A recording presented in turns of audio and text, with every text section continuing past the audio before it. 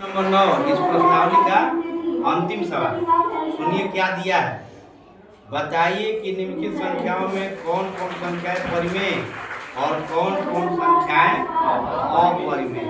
तो संख्या दिया हुआ है, जैसे आपका दिया है कर्णी में 23, कर्णी में 225, 0.3796, फिर दिया है 7.4784 इसके बाद 1.01000010001 ये 5 संख्याएं आपको दी गई है ना।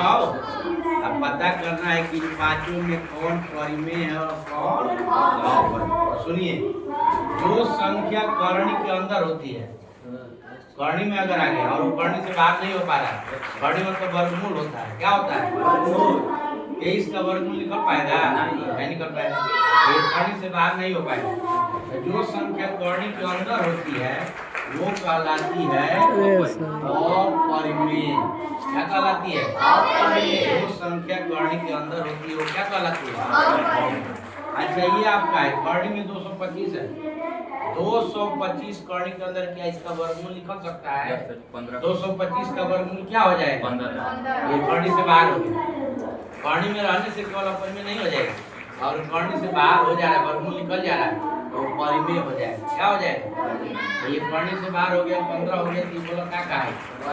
ये परिमेय संख्या है। कैसी संख्या है? अब देखिए 0.3796 का विभाग दिए हैं, भाग देने पर इसके आगे डाट नहीं लगा, इसके आगे डाट लगा। डाट लगने का मतलब कि वो कटा नहीं है, भाग दे रहे हैं अनंत तक जाएगा।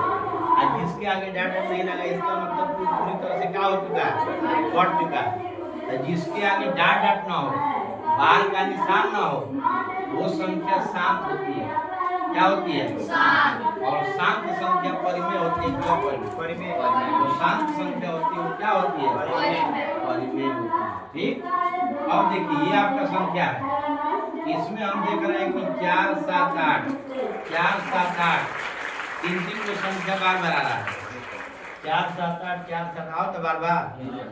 यही बताओ, जब बार बार एक संख्या, दो संख्या, तीन संख्या बार बार आती है, वो आवर्ती होती है कि अनावर्ती? आवर्ती होती है। क्या होती है? आवर्ती। जब एक संख्या, दो संख्या, तीन संख्या बार बार आता है तो वो होता है आवर्ती। क्या होता है? आवर्ती। और आवर्ती संख्या परिमेय होता है कि अपरिमेय? परिमेय। लिखवाओ परिमेय, हम लिखवाए ना। आवर्ती।